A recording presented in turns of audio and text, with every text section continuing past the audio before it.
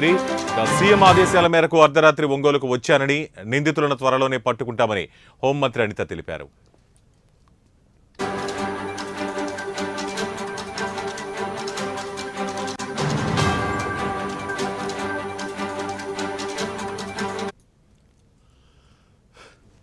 ఇక నిందితులు ఎంతటి వారైనా ఉపేక్షించేది లేదన్న హోంమంత్రి. టీడీపీ నేత వీరయ్య చౌదరి పార్థివ దేహానికి నివాళులర్పించారనిత.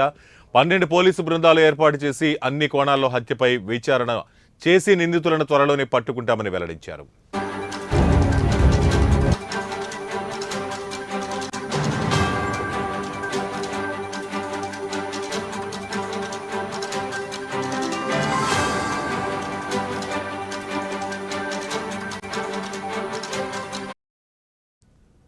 ప్రకాశం జిల్లా ఒంగోలులో హత్యకు గురైన టీడీపీ నేత వీరయ్య చౌదరి పార్థివ దేహానికి ఏపీ హోంమంత్రి అనిత నివాళులర్పించారు.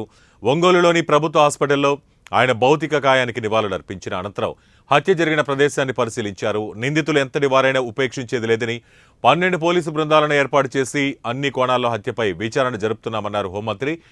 సీఎం ఆదేశాల మేరకు అర్ధరాత్రి ఒంగోలుకు వచ్చారని, నిందితులను త్వరలోనే పట్టుకుంటామని హోంమంత్రి అనిత చెప్పారు.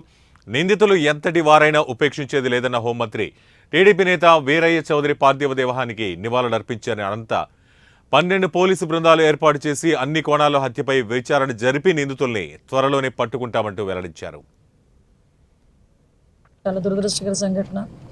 తెలుగుదేశం పార్టీ మండల పార్టీ అధ్యక్షులు, అదేవిధంగా మాజీ ఎంపీపీ వీరయ్య చౌదరి గారిని ఈరోజు అతి దారుణంగా, కిరాతకంగా చంపడం అనేది చాలా దురదృష్టకర సంఘటన. ఒక్కసారి ఆ సిచ్యువేషన్ చూస్తేనే కొంచెం చాలా ఇబ్బందికరంగా ఉండే పరిస్థితి. ఎందుకంటే ఇప్పటి నుంచో తెలుగుదేశం పార్టీ నమ్ముకున్న వ్యక్తి, అదేవిధంగా ఒక మంచి వ్యక్తి, చుట్టుపక్కల అంతా కూడా మంచి పేరున్న వ్యక్తి.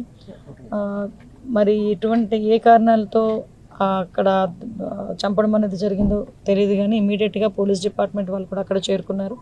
సంఘటన జరిగిన వితిన్ 20 మినిట్స్ సాక్షాత్తు ఎస్పీ గారు కూడా సంఘటన స్థలానికి చేరుకోవడం కూడా జరిగింది. ఇమీడియట్గా అరౌండ్ 12 బృందాలను కూడా 12 బృందాలను కూడా ఏర్పాటు చేస్తున్నాం. అన్ని బృందాలకి కూడా డిఎస్పీ లెవెల్ ఆఫీసర్ని కూడా మేము ఎండాస్ చేస్తున్నాం. మ్యాక్సిమం అన్ని చోట్ల కూడా వెతకడం స్టార్ట్ చేసాం. టెక్నికల్గా కూడా వాళ్ళు ఎక్కడెక్కడైనా దొరుకుతారని చెప్పి టెక్నికల్గా అన్ని ఆస్పెక్ట్స్లోని కూడా మేము ఎంక్వైరీ చేసుకుంటున్నాం. యాజ్ వెల్ యాజ్ పాసిబుల్ నిందితులు ఎవరైతే ఉన్నారో వాళ్ళని పట్టుకొని శిక్ష పడే వరకు కూడా మేమందరం కూడా చేస్తామని చెప్పి మీ అందరికీ కూడా తెలియజేసుకుంటున్నాం. ఇటువంటి సంఘటనలు జరగకుండా చూసుకునే బాధ్యత కూడా తీసుకోవాలి. ఈరోజు సీసీ కెమెరాస్ సంబంధించి వాళ్ళ ఫుటేజెస్ కానీ అవన్నీ కూడా తీసుకుంటున్నాం.